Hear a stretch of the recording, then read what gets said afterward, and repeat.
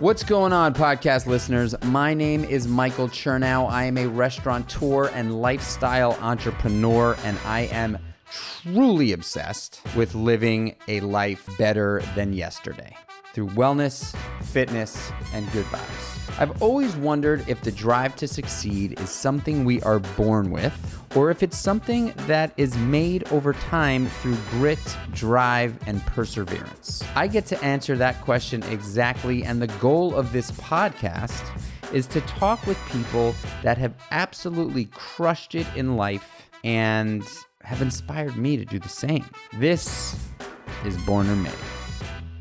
Ladies and gents, boys and girls, people of all fucking ages, welcome to the Born or Made podcast. I am fired up today. Fired up Always.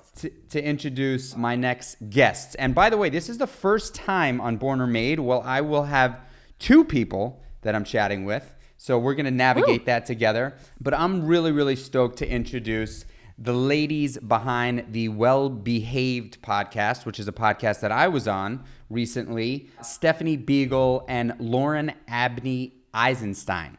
These two gals are so much fun. I had so much fun on their podcast that literally at the end of the podcast, we spoke for like another hour, and I asked if they would join me on mine.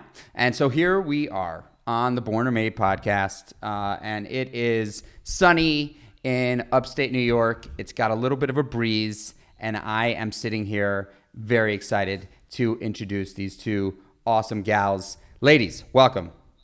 Oh my goodness. Dude. I loved that intro. I feel we're super fucking excited. Am I allowed to swear on this? You can fucking swear. Okay, perfect. Well, that I'm so fucking excited. And you know what? It's sunny in Chicago, and there's not a breeze here. But there's not a breeze, but I love a setting of a scene, and I'm glad that everyone knows the environment now. We also have a French bulldog that's wandering around on the floor, eating shit off the ground, and a lamp directly behind this screen because it's dark and our lighting is not 100% as good as it should be. But here we are. But you two look great. You look fantastic. So in Chicago right now, it's not at all breezy. Is it? I mean, the windy city is not doing its thing right now. Is that the deal?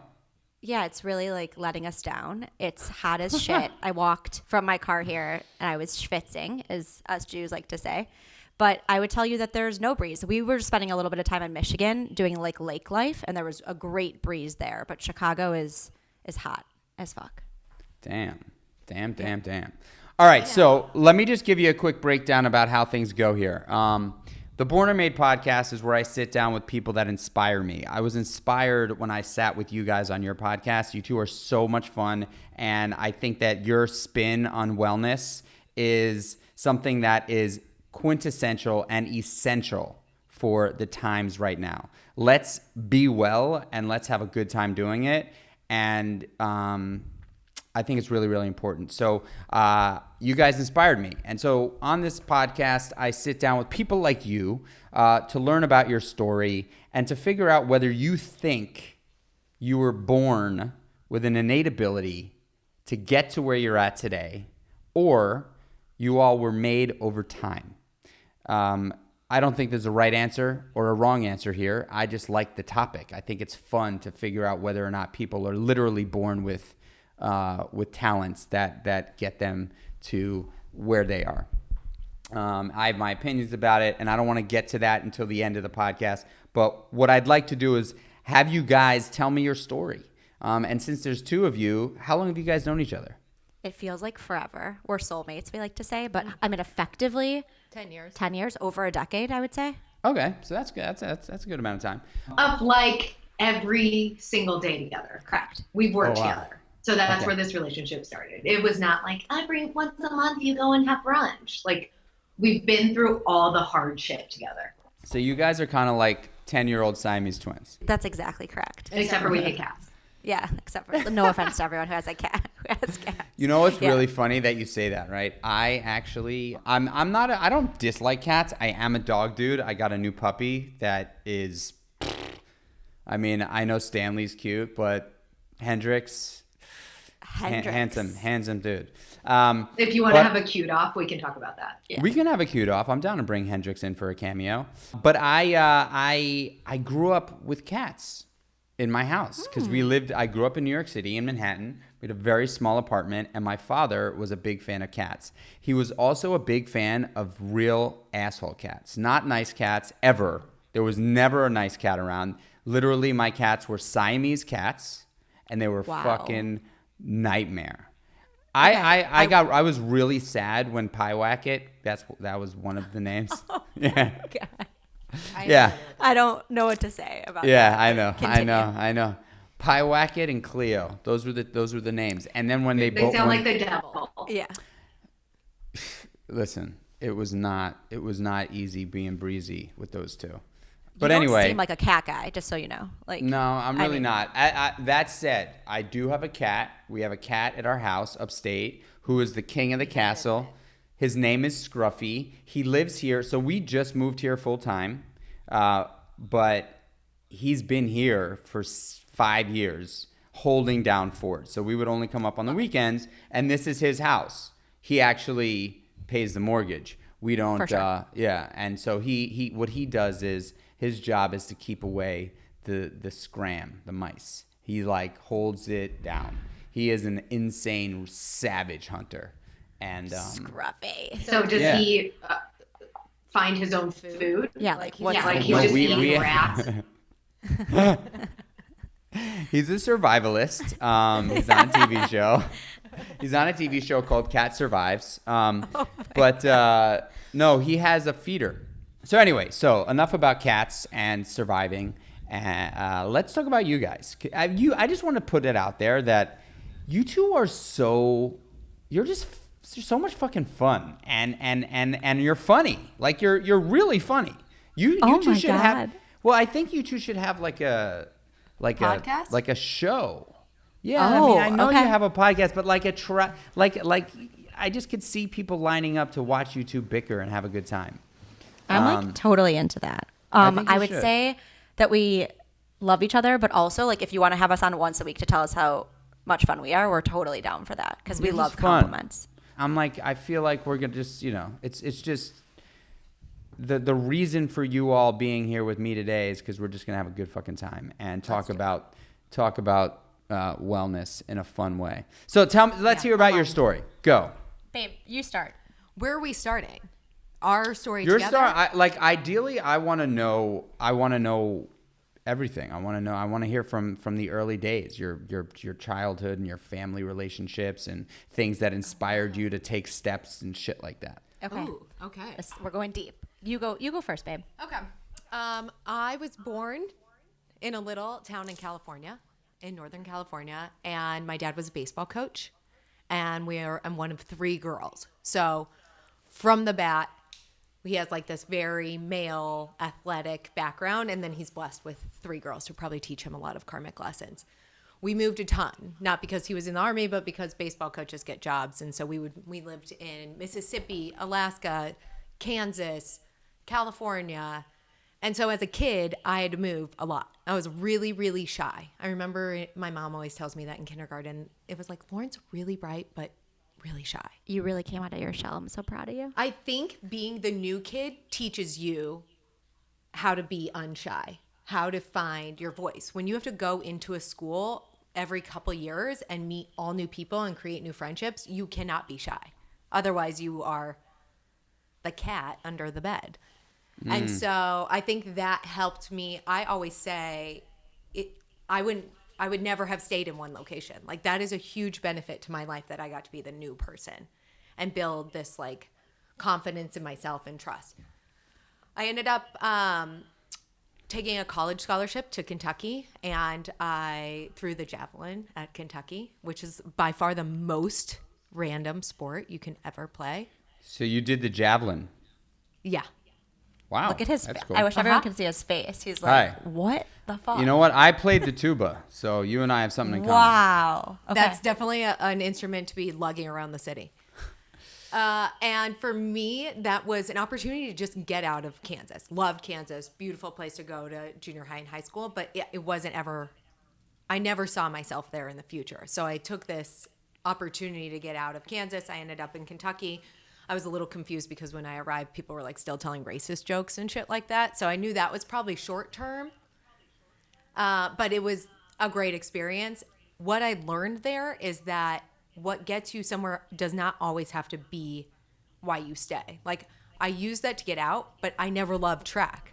I didn't even like athletics. To me, I was really good at. I played every sport, but I wasn't passionate about them. People would tell me. I just want to stop you for a second. I think that what you just said was such a great tidbit to make note of. You said, what gets you somewhere doesn't mean you have to stay. Is that what you said? Yeah. That's so great. You know what that says to me? It says, you know, because I think traditionally we're taught, like, focus on something, do it really fucking well, and that's the path. And what I've learned about my career, and we just had a quick conversation before this podcast started, about the ability to, like, be confident in making a change. Like, you can change. You can also change your mind. And if you want to try something, it doesn't matter how old you are or how good you are at something. If you want to try something new and what's stopping you from making that decision is your fear of what other people are going to think because you changed your mind, I love that you said that, because I'm sitting right in the thick of this, like, massive change for myself. And it just really made me happy to hear that what gets you somewhere doesn't mean you have to stay. I love that. It really doesn't. And if you think about this from, like, a broader perspective, a lot of times you don't know what your options are. I don't think I ever grew up being like, I'm going to be a business owner. I care about health and wellness. I took what came to me. I worked every summer. I worked all the years since I was 14, and I did hourly jobs because I just knew I needed to have a job. Why did you know that? Because I needed to buy jeans from Abercrombie and Fitch and alcohol in high school. Gotcha. Well, the truth of the matter is that, like, there are a lot of people that wanted those things growing up, but they just didn't have the oomph to go out and get a job. So that says something. That is, I have so many different thoughts in my head, but that is essentially the origination of grit for me, right? I feel like a lot of my success has been based in grit, in that I have the ability to do work, high quality work, over a long amount of time. Like, I have commitment. And so if you can align your grit to something that you're passionate about, like now moving into health and wellness and sharing and content and, you know, creating a community, when I apply grit to my interest, that's when magic happens. But before, whether it's athletics or a job that you don't care about, having grit just becomes grind. And it sucks. Like, you're just doing the same shit every day to live through it. Life is, like, happening to you versus creating your own path in life. So grit to me has always been something that I think has propelled me forward and allowed me to be successful. A lot of times that was in places I didn't care about being successful in. Now I want that grit to be my propeller to success in what I care about. Fucking Does that make sense? Mic dropping material right there. Let's just sit in silence. What else you got, babe? Now I have to go find my story. Totally. Yeah, I mean, listen, like, I did not find passion in athletics. I wasn't competitive. I was driven. So for me, it was all about myself. It wasn't about beating that other person. Didn't care. And so I moved to Chicago. I just never had the confidence. I never knew what was going to be my thing. I don't think, other than, you know, being a good friend and an athletic human and being good at math, that never gave me this spark of, I have to go get that. And so through 10 years plus of sales and success and finding moments of, like, making a sale does not make you always happy. But when you can feel that feeling of happiness and fulfillment, and you realize that in other parts of your life, I think that's when you can understand what to lean into. Is there a moment, you know, just because you said that, because that's such a humongous part of my life, like huge, that feeling of happiness and fulfillment. Have you set up systems for yourself that allow you to feel that on a daily basis, no matter what? We try. I feel like I'm going to answer for you. Yeah, go ahead. I think we used to always say celebrate the small wins. So like, you know, and this is going to sound really fucking dorky potentially, but we were in sales commission jobs, and we would take every quarter, we would take a portion of that commission and we would like go buy something. And I know it sounds like super like, you're like, really? Like that's not that special, but we wanted to make sure, because especially in sales, you're always striving for something more. Like you never stop and say like, I've reached the place I want to reach. When you're in sales, you're like, the sky's the limit, and you can always be doing more. There was always more people to call on. There was always more money there was always more deals to close, like always be closing. So I feel like that is one example, but I think also getting to like live life with a best friend and a partner who you're experiencing it together. I think we do a really good job of being like, that was badass what you did yesterday. Or, you know, do you remember that moment when we just did what we had been talking about for the last 10 years? So I think we try to. We're big time reflectors. Big time. Like we live the moment, but we also love to go back and think about how it felt. I will say too, just to add to that, two things. One, we talk about this all the time. We practice when someone says something nice to us, just saying thank you, versus I used to always be like, no, but I don't know if that's where I'm actually successful. It's you. Yeah, it's you. Like it's a hard thing to practice, but you have to literally like taking a compliment is also like, I think something that's super important, because you have to internalize that, and that helps you, like, you know, move forward too. So just practicing, like if someone says you're fucking killing it, saying, I really appreciate that. Thank you. And just digest stopping. it. Yeah. So anyways, I think there's like some magic there too. One of my coworkers actually just introduced something called a living eulogy. And she said so many times she's left interactions and she's like, I wish I would have just told that person. Like if you're going to feel in 5 minutes or in 5 days that you should have given somebody that compliment or that piece of feedback, get in the habit of just fucking doing it. Like just put it out there. And it you know, it's almost as if, what do they say? Where your energy goes, your energy flows, whatever that means. But if you're putting out all these positive vibes, you're going to get those back, and they're going to be authentic. And it's not just bullshit that people are like, no, you're great. Yeah. But you're creating vulnerability where you're saying to somebody, I'm giving you my emotion. I'm giving you this candor and this feedback. They're going to feel safe to do that for you too. I couldn't agree more. I could honestly say that I built businesses on the back of that mentality, right? Like I have worked for so many people throughout my career, and I can tell you the amount of times, probably on two hands, where a boss has said, great job, kid. And I made it my job when I knew that I was going to launch my own businesses to remind everybody how much I appreciate them every single fucking day. And I think that is what really defines and develops culture that people want to be a part of. And once you create that internal culture at a company where people are actually like patting each other on the back and fucking after the day is over, lifting them up and putting them on your shoulders and walking them through the crowd, and like that kind of sportsmanship mentality is infectious. And it, when a guest walks into one of the restaurants, they just feel that right off the bat. And similarly, I think with businesses, whether they're, tangible, physical, or it's digital, that culture internally is felt.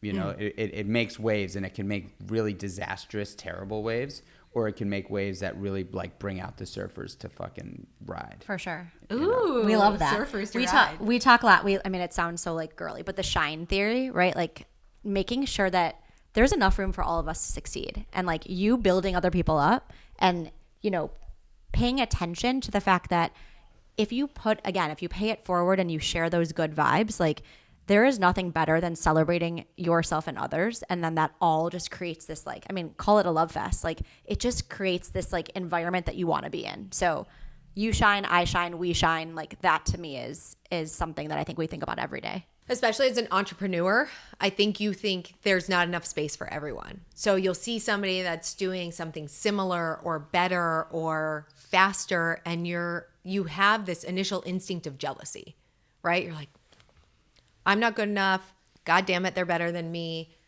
Or they're not as good as I think that I could be at it. But if you think of the shine theory and that you are actually creating space for this entire ecosystem, this entire community, there is 100% space for everybody, and you can lift everybody up by having that mentality, rather than negativity, one on top. That's not the way the industry grows. And I think sometimes it's just hard to believe it in yourself. That was awesome. Let's keep going. Okay, I'll do a little of my story and then we can do our convergence. How Beautiful, do you feel about that? I didn't throw a javelin. Like, I feel pretty boring. I should have gone first, maybe. You were like a cute pommy. I was like, I did a lot of dance and like threw some pom-poms in the air. So that was exciting. But grew up in the northern suburbs of Chicago. Mom and dad are the best. I have a younger brother. Dad was a trader. And mom was a kindergarten teacher. And they're polar opposites. And like living in that household always was funny because my dad was like the most fun, like, you know, drunk, maybe perverted. And my mom was like, I'm a kindergarten teacher and I'm a goody two-shoes, but that's fine. And I would say I'm a perfect mix of all of that. I have the perversion and then I'm like cute sometimes too. So with that being said, I would say the most defining thing about me growing up was I lived in a family that like shared love every day. And we would sit at the dinner table. We would talk about our days. They would tell you all the things that you were good at. Like I remember just swimming and like feeling loved and feeling confident that whatever I wanted to do in life, I could do. And Wow. I thought about That's that every day. amazing. It's cool, right? That is And so I remember, and we've talked about this before. We talked about this on our podcast, but that was when I started to realize that each of us has some magic and you have a choice to either lean into that magic and foster it and like give it love and spend time literally in that magic, or you can think about all the things that you're not good at, right? So I remember at the age of literally like 5, my parents being like, you're a people person and you're creative and you one day are going to get to do whatever you wanted to do. And I was like, fuck yeah. Like that's exactly correct. And I think I knew young the things that I was good at and I knew the things that I wasn't that great at. Math is not really my thing. And you'll learn that Lauren and I happen to complement each other in a lot of our strengths and weaknesses, if you will. I hate the word weakness, things that we're not as great at, opportunities. But yeah, lived in the suburbs, went to the University of Wisconsin-Madison, had a lot of fucking fun, was also a journalism and mass comm major. I haven't talked about my major in so long. But It was 100 years It was so long. But what I learned there also is you can kind of have it all sometimes, right? So like I worked and played really hard. I tried to get into the journalism school, failed the first time, got in the second time. I know, I failed that time. Literally shocked. Yep, that happened. And then I failed and was like, I'm gonna get you failing anything. I'm gonna get in. And then after college, I was like, okay, I've lived in a bubble a little bit my entire life, and how do I thrust out of this bubble and how do I throw myself into a situation that like makes me feel a little uncomfortable? I remember at that time, like I had never gone to lunch alone. I had never, like my friends, I had friends that I grew up with and I went to Wisconsin and those friends came with me. So I moved to LA. I lived in a pool house of like a 10th cousin's friend. And I went out there for 2 weeks and did like informational interviews, which like whatever that means in LA. And all I knew was that I had read The Mailroom and I watched Entourage and I was not going to work at a talent agency. 5 days later, you would find me on a desk of a reality television agent at United Talent Agency.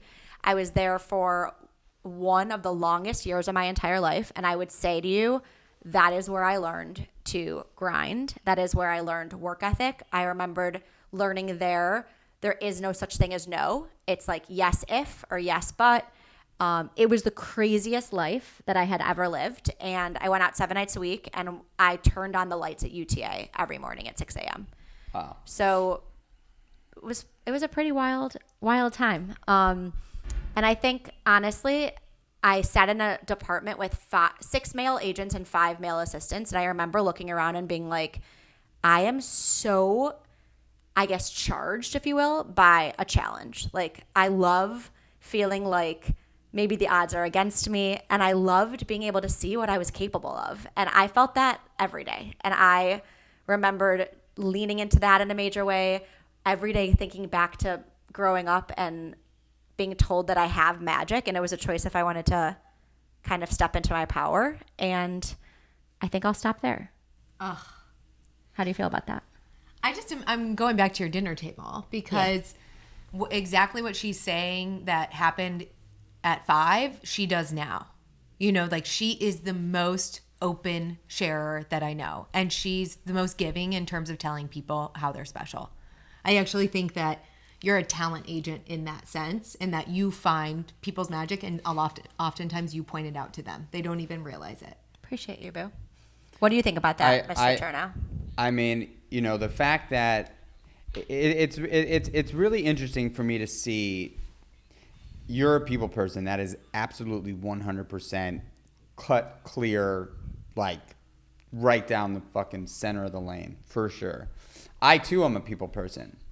And it's really interesting that we had very, very different upbringings. I don't think my family ever, being serious, outside of Thanksgiving with extended family, ever sat at the dinner table. Ever, ever, ever. We lived in a really small apartment. My father was a very difficult dude and never like told us that we were great. We just never sat at the dinner table for breakfast, lunch, or dinner. Literally, it was like most of the time it was like takeout Chinese or my mom's like chicken cutlets and sitting in front of the television in my bedroom with my sister and my parents and, you know, whatever. So I feel so connected to you guys in a personality way. I think we like meet so well personality wise that it's just really cool to be able to see that like you had a completely different upbringing and you were told that you were awesome. And my upbringing was a little different. However, we have these personality traits that are so similar and we dove into them. And, you know, one thing that I will say from that is your past does not have to predict where you are today or your future. It can, but it doesn't have to. And I think a lot of people struggle with that idea, right? Like their past sort of like defining their present day or their future. And so I love the fact that this is a perfect example of that, right? Like it just doesn't have to.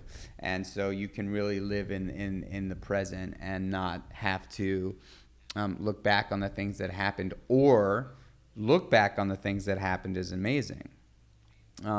So tell us what you guys do now. What is it that you guys are doing outside of Well Behaved? Oh, I think you have to go back at least to say how we connected in the ad tech world, and then we can get here. Yeah. So Steph and I met originally. I was her client in the ad sales industry or the advertising industry. And the way that we met was literally we were at lunch and she's like, tell me about yourself. And I'm like, oh, I'm Lauren. I'm from Kansas. And she was like, haha, I already know. I know everything about you. And I know your boyfriend. I know all of your friends. And we just had this connection because she made us have the connection. And so from there, we created this friendship. It wasn't long before I became her coworker. It wasn't long before she became my boss. It wasn't long before we moved to another company together. It wasn't long before we were peers. And like, we've lived this life together in this world that is kind of wild. I mean, you're talking about hundreds of millions of dollars. It's nothing realistic. Like, it's very strange to be a 23-year-old that's like, here, partner, you get $50 million.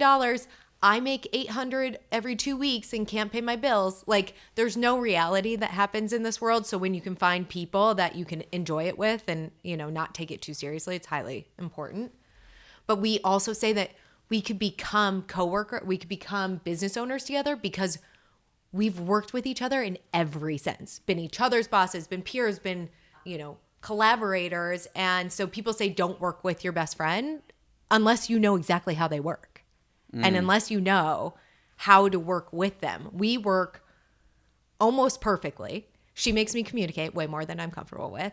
Mm-hmm. I'm pretty good at doing shit in Excel and the boring stuff. But we have these complementary skill sets that we also vetted with each other for 10 years before we decided that we were going to build something together. Super lucky. Yeah. Wow. Yeah. Continue. Go.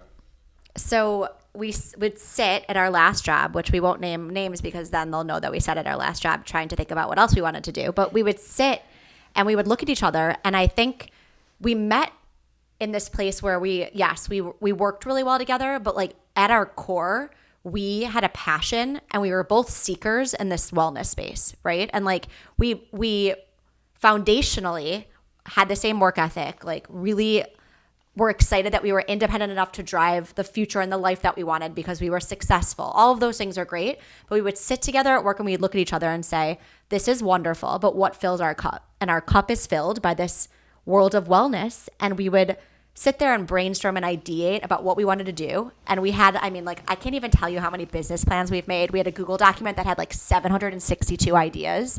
And we would look at each other and we would say, how do we start? Like, I don't know if you feel this way, but we always worked for other people. We worked for other companies. We were in sales, so we kind of ran our own business, but it was so easy to brainstorm and come up with the ideas and get excited about all that we wanted to do. But like, doing that first thing, like building an LLC, like literally just like starting was one of the hardest things we had ever done, right? Yeah, because it really takes guts. And I think we were so rational that every time we would go to start, we're like, but let's think about all the bad shit that could happen if we started. So truly, I think we were manifesting the world we wanted to be in, but we're like, okay, we're going to take a baby step. We have different risk tolerance. I think I'm a little bit more of a risk taker. She is like so fucking calculated when she takes risks. I think I'm going to be poor all She the thinks time. always so I don't want to spend $1. Everything we do, she's like, I'm going to be poor. I'm like, okay, that's really not the case. Like, but here we are. And I remember us looking at all the ideas we had and we said, we want to be in this world. We want to do good in the wellness world. We want to share our knowledge. We are seekers. This gives us life, but we aren't really ready to like go start from zero and make no money and like have overhead. We're like, how do we manifest a world where we start connecting and bringing in, you know, wellness experts and connections without taking on that much risk? Enter Well Behaved. So we started thinking about Well Behaved at our last job. And then we're like two idiots. We're like, but let's go get other full-time jobs and let's make them like really big jobs. Uh-huh. And then let's make it so that we like have to figure out how to balance this life that we want to live. And I, as of about a year ago, started a new company. It's called Key. It's a live stream platform with one of our very good friends and coworkers. We started from zero, and it has been one of the wildest journeys I've ever been on. I had no idea how to do pretty much everything that we're doing, and I learn every day. And I do feel like while it is challenging every day, I'm also learning life skills that it's going to help build whatever we want in the future. So I am in like full-blown startup mode, learning how to raise money, do payroll, hire a PR company. Like truly, I am learning more I've learned more in the last year than I've learned in my entire life. And Lauren, congratulations. Thank you so much. That's big. I work for a large ad tech company. Its name is Google. And so, my skill set, we were at startups for a long time. So seeing how a big company operates, seeing how you can truly impact a brand has been really meaningful for me. And it also, we would sit in the old place and we'd be like, there was a lot of emotions that had happened there. There was a lot of just heaviness. There was, layoffs and issues and things that we had to deal with. And so we knew when we were sitting in that office, we could not build from that place. And while you're learning an entirely new, incredible skill set, I'm now working at a place where I have also headspace and the capacity to build as well. And honestly, it's encouraged because you want to be a well-rounded person. You want to be living this full life. And some people get that from having kids and going to their soccer games on the weekend. Like, I use my extra time to build Well Behaved, and that fills me up. And I couldn't have done that at another place. And I will, my last thing, although I say that all the time, I'm always like, my last thing. And I have then one more thing. 17 things later, I actually feel like I'm better at my job and building this company, which is key, because of the fact that our side hustle gives me so much fulfillment, and it helps me be a better person at my job. And I know that sounds confusing to some people. People are like, you have a side hustle and a main hustle.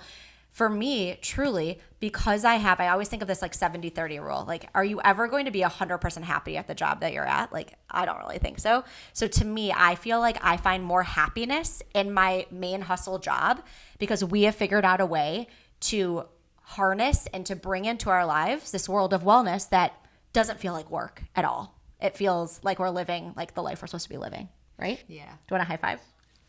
I love that you brought up the 70-30 because I've got a question written down here that I wanted to talk to you guys about. A question that gets asked, to me constantly is balance. Is this question of balance? How do you balance the family and the work and I wanted you guys to give me your opinion on balance and what that means. We typically say balance is like a dirty word. Like, I don't like it because I think that you live in imbalance every day. And every day there's different things that you prioritize. Like I am single as fuck, just so you know, in case you have anyone that you want to love me. 50% guys. Yeah, totally. I heard you have a lot of men that listen to your podcast. So what's interesting is I always say, like, I can't do it all and I can't prioritize all, and I'm never going to be in an equilibrium where my job rocks, I'm in an amazing relationship, my family is happy, my friends are, I don't believe in that, right? Like I think balance is about in that moment, like what do you need, and are you like living your life and doing what you feel like you need to, are you in the place that you need to be? And honestly, those moments of imbalance are opportunities a lot of times too. So I don't know if that made any sense, but I kind of say fuck balance, and I hate when people ask me that question, although I love you, because I think that the goal of achieving balance is, I don't think it should be that, right? Like I think it's about finding fulfillment and figuring out what lights your fire. 100%. It doesn't exist. And I think if you can live authentically in the moments that you're in that time, then you're being filled. You're finding fulfillment. Because when you're out of balance is when you're doing the stupid shit, right? Like answering emails at 11 o'clock at night. Like that doesn't fill anybody's cup up, and that makes you miss the other part of your life that you should be living in that moment. So if you can authentically find a way to say, I'm working now, I'm engaged with my humans in my life now, I'm doing me now, and like, believe me, we all scroll on our phone. We all waste time. We all do shit, watch stupid shows that don't give us anything. Actually, I think stupid shows. I mean, come on now. Stupid shows that don't give us anything. Don't get fucking too everything. Love Bravo, the whole damn thing. But if you are in it and you're bringing yourself, then you don't need balance because you're not worried about what you're missing somewhere else. Do you like how fired up we get by that question? No, listen. What's your answer? Well, I have a very, I guess I could say, because I'm in the restaurant business, right? Or maybe I should say I was in the restaurant business.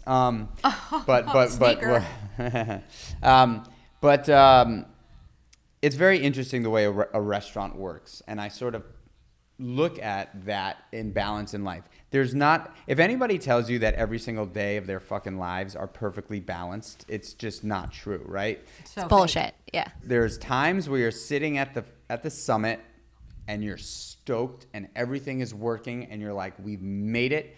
And then chances are a lot more time is spent navigating the valleys, right? Like, it's just that simple. And the way those two balance out is you spend more time navigating the valley, in my opinion, but the feeling is so good when you've summited that you don't need as much time there, right? Like when you think about climbing a mountain, you spend a lot of time climbing up, and you don't spend that much time at the top. You spend like Mount Everest, they're up there for like 30 seconds and they're like, woo! And then the rest Take your picture. Yeah, that's it. And so I kind of look at life like that, right? Like the feelings of the victories and the achievements are so strong and so awesome if you practice celebrating life.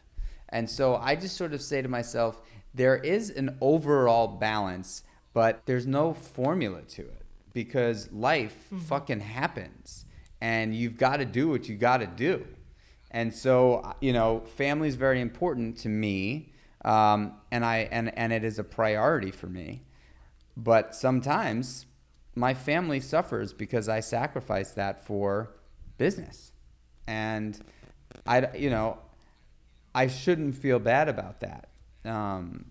Because I know that where my heart is I would love to be able to just sit around with my wife and kids all day. Anyway, I agree. Balance is a really, really tricky question. And for whatever reason, it's like the number one question that I get. How do you balance it all? Yeah.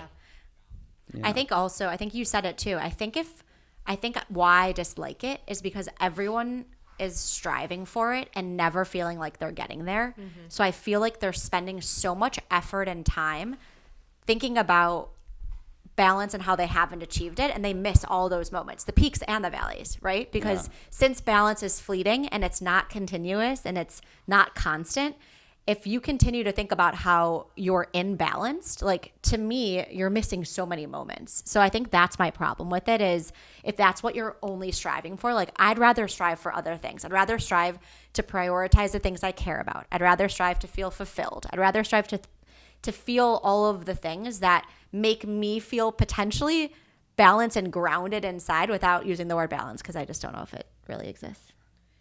And then there's reflection points. So if you're out of balance for a long time, perhaps you get to the end of the year, or you reflect back on a longer duration of time, like the stock market. Don't fucking look at the stock market every day, every month. Maybe look back at the end of the year with your guy, and they tell you to make a lot of money. Did you say with your guy? With your guy. Yeah, your guy. You know, Totally. your guy that tells you what those I call my guy the money man, and I'm like, do you like that? And he's like, I'm not sure how I feel about it, but that's how that works. That's an amazing name. Thank you. But, you know, we talk about how do you take inventory of your own life. And if you've been out of balance, you actually should, and you're not okay with it, then that's when you should reflect and think about how you can change. But you have to give yourself the flexibility to know that every day you're probably going to feel out of balance. But if you keep going and the chasm gets further and further, then you need to make a change. Wellness. Let's talk. We like it. Let's talk about that. What the fuck is it? What does it mean? To me, wellness means knowing yourself. And so wellness is not, I'm not specific in terms of like it's a workout and it's eating and it's meditating for 5 minutes every day. It's truly understanding who you are and what you need. And so for me, that has evolved into this, you know, pretty gut attuned, intuitive, listening to myself, trusting myself. Those were all things I really, really struggled with. I just, you know, grinded all the time. And so, and being able to understand, take a step back and see what fills me up. What is my gut telling me? That is what wellness is for me, because a lot of it is mental. And so, you know, we can think about gut health. And I truly believe that, you know, my theory is a ton of people are unhealthy, which makes their gut out of whack, which makes them depressed, which makes them make bad decisions. And it's this cyclical, sad cycle. But if you can own your shit and really take accountability for how you're feeling and trust yourself, then you are living in a place of wealth. You are actually living your life versus letting it happen to you. Starting in your gut is so real. I'm a gut instinct guy, but I also know that when my actual gut, like my microbiome, my GI is out of whack, I'm lost in the sauce. I'm useless. It is the mind-body connection. 90% of your serotonin is established in your gut. Yeah. Same with immunity. Like if you're healthy, your immunity starts in your gut. And at the same time, if your mind is healthy, that's also starting in the gut. And the fact that we're just kind of putting these pieces together, it's kind of exciting because I think there's going to be a lot that comes from it. But it's also so bizarre that people haven't really correlated the fact of like how you feel inside affects the decisions that you're able to make. Totally. We say too, wellness is, I think it has this bad rap that it's a luxury. And for us, wellness is a necessity, right? Like it literally is part of everything that we do, part of decisions that we make. And it's the bloodline. Like it truly like fills my mind, body, and soul to be able to do all the things I want to do. And I think the coolest part is it looks totally different for everyone. Mm-hmm. So we talk about it all the time. Like wellness remixed it's because there is not one right thing. Like there are things that work for you, and I would love to know all of those things because a lot of the things that work for you, like I'm super curious about because I want your abs. But with that being said, I think about just between the two of us, like she loves like your microbiome. She loves the science behind, you know, everything and how your body ticks. And I love all the services because to me, like getting an amazing facial, sitting in the infrared, giving myself like time to breathe, giving myself the ability to be grounded, like all of that literally fuels me. And what's so amazing is that we can come together at this core and say like wellness is a necessity And it is our bloodline. It makes us who we are, but we even lean in a different way. 100%. And I think that's like, I mean, it sounds so dorky, but like we believe we are here to like help democratize wellness and make it more accessible for all, because a lot of our friends are like scared to even start. They don't know where to begin. They think it's this thing that doesn't feel welcoming because there's so much information out there and they don't know what to do to personalize the experience for them. But we make it this like, it's a journey, and it's so fun to learn and to then take it back to yourself and figure out what works for you. And you're a work in progress. Like we thrive off of each week, each day, learning new things that fill that cup, right? Wellness. We love you. Wellness is so it's such a personal thing. It is something that I believe far too many people don't actually are afraid to step into, because there's this like vanity luxury image or sort of, it's got this persona of like, Yeah. well, We always say, we're like, wellness doesn't have to be expensive, right? Like it can be, and believe me, like we lean into that shit Love too, expensive right? things. Like we love going to a spa, we love taking a trip that is like literally, but it can be meditating. It can be closing your eyes and walking. What are some habits that you guys do consistently on a daily basis that make you feel wellness? 100% hot lemon water in the morning. Hot lemon water? Me too. Yep. Hot lemon water every morning. She likes to squeeze her lemons. That's insanity to me. I stopped cut a lemon squeezing in my half. lemons.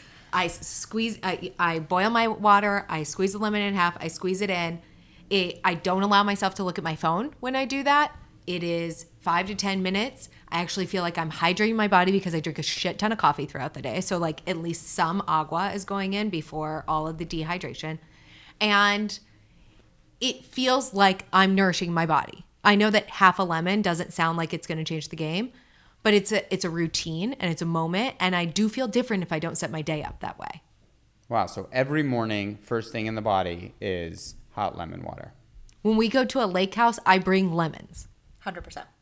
Got it. I love that one. I've never done that. Non-negotiable. And Ooh, you're gonna love it. There's some amazing, I mean, it definitely like gets your digestion going. There's a lot of like great things that it does for your body too, which we can share with you. But on the flip side, so like we talk about the morning. At nighttime, I have in my calendar every night at 9:30 a calendar notification that goes off that says put your fucking phone away.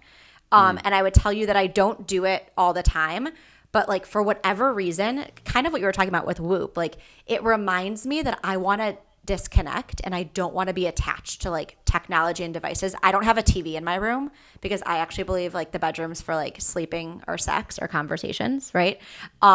So some of those nighttime rituals, like put your phone away, like I refuse to let the last thing that I do be looking at my phone or like be watching a television. Like I will open a book for 3 pages just to make sure like my brain goes somewhere else. But I swear to you, putting that in your calendar, like you feel guilty if you don't do it, right? So that's in my calendar every single day. But so is every So single is thing a she lot does of other throughout the shit. day. Yeah, that's fair. Like go to the bathroom, take a walk. Yeah. I will say also, we joke about the 10,000 steps. Right now, for me, like I have a goal to try to move as much as humanly possible. And I go on walking meetings. I literally make up errands. Like I go get toilet paper when I have 400 rolls in my house.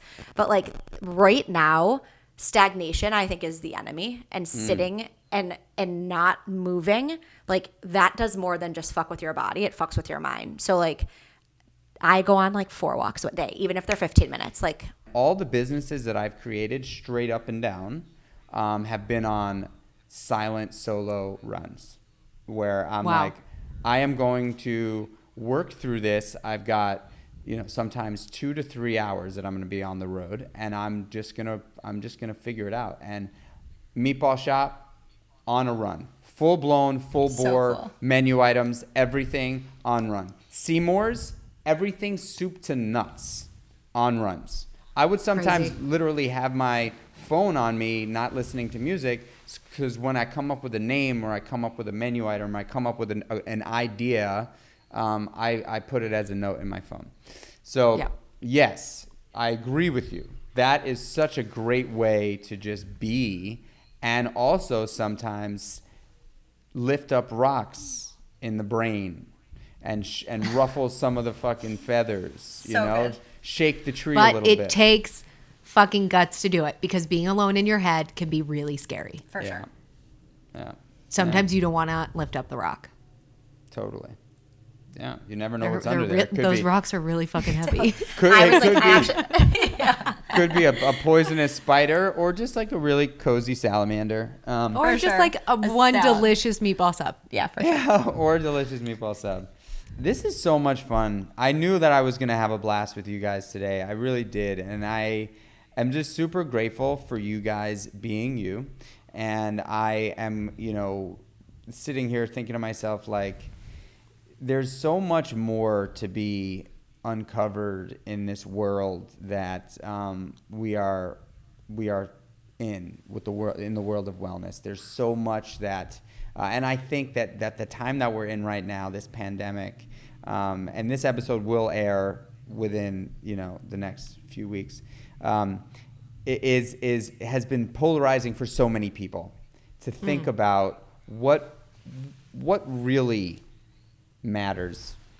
Like, really what matters is looking at your kid at the dinner table, because we have dinner together every night, and I'm able to look at my sons and be like, I fucking love these two kids. Like, I love them, I really love them. And I was missing that. I wasn't missing the loving them part. I was missing the actual component of what that meant, because I couldn't see them because I was working.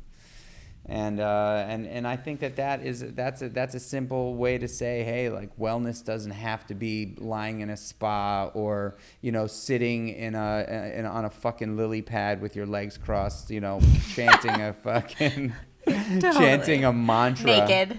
Yeah, or like just like hearing the gongs, and it really could be as simple as waking up in the morning, and something that I do, I wake up in the morning and the first thing I do is I smile for 15 seconds. It's the first thing I do every single day. That's Smile adorable. I smile from ear to ear. My wife thinks it's hilarious, but I do. It's the first thing I do, and something as simple as that, right? Like, that's wellness, right? That's like something, that's a tiny little step that somebody could take to try. You don't have to do it forever. You try it. If it works, it works. For me, it works, man. It's like I could feel it throughout my body when I smile like that. First thing in the morning, boom, smile. It's So good. Anyway, I loved having you guys on the show, and Dude, you're the best. You guys are. And You thank are. you. No, thank you. I appreciate that. You're totally welcome. I love that. Thank you. I have to ask the question. Do you both think that you are born with this thing that you have that is obviously working and awesome, or do you think you were made over time? Made. Okay. I want to cheat so bad. I want to cheat so You bad. want to and do say both? Yeah. You were allowed to. He said people say both. I know, but it feels like such a cop out. It's I think I was born with some innate abilities, Some magic. and I think I stepped into my own power to harness them and to lean into them and to get where I am today. Totally. this is why we're a good match. I love it. So we got one born, one made. It works. Yep. and that is truly the beauty of it, right? Like, people, when I talk about this podcast and people ask me about it, they're like, oh, that's so interesting. But, if you say you're born, it's kind of discouraging for people, that are trying to do something and maybe they're not born with it. And, I've got an answer to that. But, like, I will say, right, Vincent van Gogh, the dude was born with that shit. I mean, there's no way. I mean, it's just, Stevie Wonder, the guy was born with the inability to just play the piano and sing. I mean, he's blind, and he's amazing. There are people that are born with things. However, I do believe every person is born with something. Everyone. And our journey, and I've said this before, and people probably get annoyed when I say this on the podcast, but it's true for me. We're all born with a talent. The journey in life is to figure out what the fuck it is. And the faster you get there, the better off you are. Anyway, you guys Love rock. that. You're the best. We're Much so grateful love. for you. Thank you for doing this one with Yes. me. And I can't wait to share this with the peeps out there. We're grateful. Thank you, guys. And have a great rest of your day and keep crushing and kicking ass. You too, my Thank friend. you.